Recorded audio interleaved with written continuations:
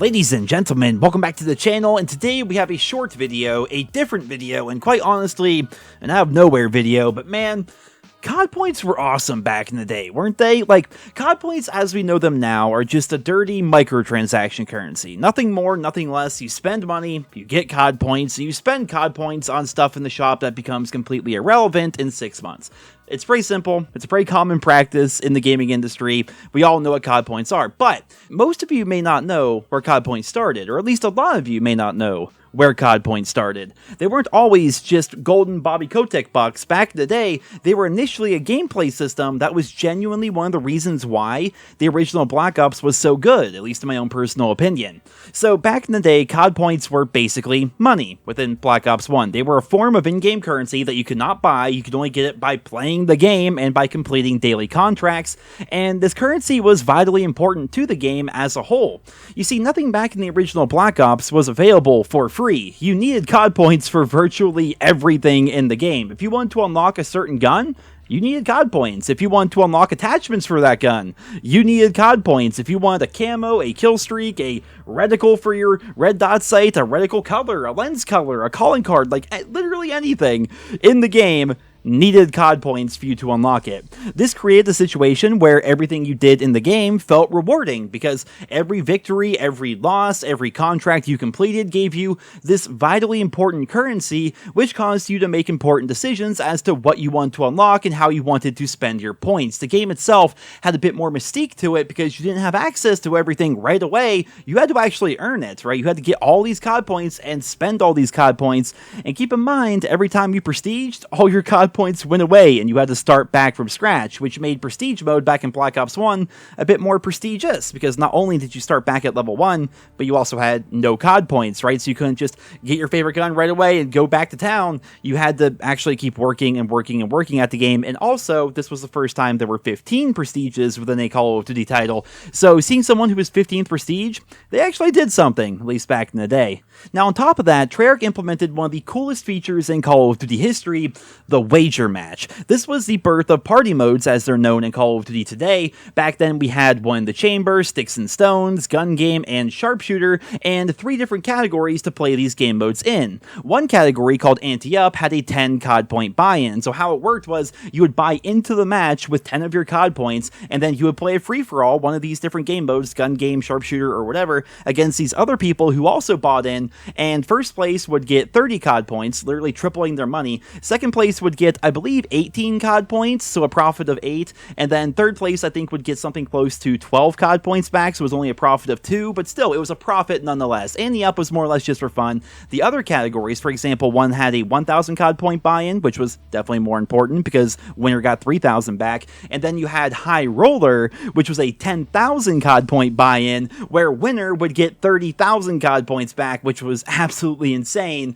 So it was definitely a lot of fun because every match had much more stakes to it, right? If you just want to mess around, you'd go play Ante-Up as a 10 COD point buy-in, who cares? But if you're playing High Roller, 10,000 COD points was a lot, especially while you were going through your prestiges, so you had to really try to make sure you didn't lose all your COD points, but that was the fun of it. There were actual stakes. It was basically gambling, right? But instead of gambling with real-life money on supply drops, we were gambling with virtual currency for even more virtual currency, and that virtual currency was integral to the progression systems within the game itself. I can remember back in the day, like I mentioned earlier, when you would prestige, you would lose all your COD points. So I would prestige, then naturally, I would have to get all those COD points back. So I would play a few matches, I would complete some contracts, and I would take what little COD points I had into High Roller and bet it all, right? I would bet on myself. If I won the game, I would turn my 10,000 COD points into 30,000 COD points, which was insane. But even if I got like third place, I still had a profit of 2,000 COD points,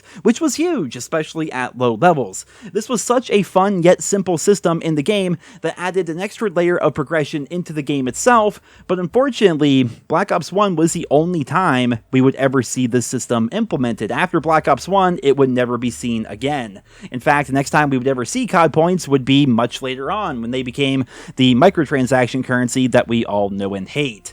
I can't help but feel like Treyarch dropped the ball on this one, right? I feel as though the system would be so much more interesting in a modern day COD. I get we're kind of talking about gambling here, and gambling is much more stigmatized more now than it was back then. I mean, maybe not. Gambling's like blowing up on Twitch, actually, so maybe it isn't. Maybe I'm wrong there. But I feel like a system like this, the original COD point system, would do so well in a modern day COD. Like, imagine having specific operators in the game that you could only get by spending 1,000,000 COD points, right? You guys can see here, it takes a long time to get 1,000,000 COD points unless you're really grinding high roller all the time. So even back in the original Black Ops, 1,000,000 COD points was pretty insane. And imagine having an operator that you can only get with 1,000,000 COD points, or having specific camos, or specific weapon variants, or emotes, or even making it so you could use the COD point currency that you get for playing the game. If you save up enough of it, you can buy things from the in-game shop that other people also have the option to buy with money. That would be a nice kind of like middle ground almost, because they're never going to get rid of the shop. The shop is here to stay. It's always going to be a thing in COD.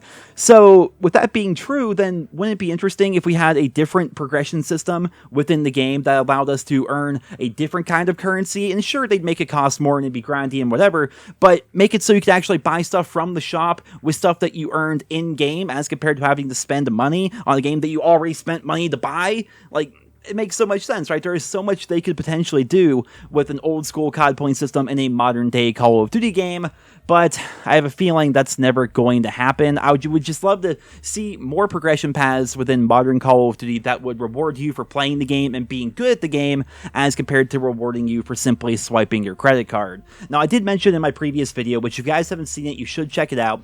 I mentioned in my previous video that a COD point style system is going to be in SM2, and I am super stoked for that game. I'm not going to go into too much detail about the game itself because I literally did an entire video describing what the game is, but I'm already stoked for SM2. A lot of you guys are as well, but one of the main reasons why I'm so stoked for it is because there's going to be a COD point style system within that game that comes complete with wager matches. So as an old school fan of Black Ops 1, that sounds absolutely incredible. But ladies and gentlemen, there you have it. Just definitely a random video for today. It just, after hearing about the stuff for SM2 yesterday and how they're going to implement a COD point system, it kind of got the creative juices flowing just a little bit, and it made me want to go be a bit nostalgic and talk about the original COD points and how cool that system was back in Black Ops 1, how fun it was when you would win a bunch of these COD points in wager matches and use it to unlock things like gold camo, and the struggle that you had when you first prestige and you had 0 COD points, you couldn't even afford a gun, and the extra layers of progression that were added as a result of that, and the feeling of,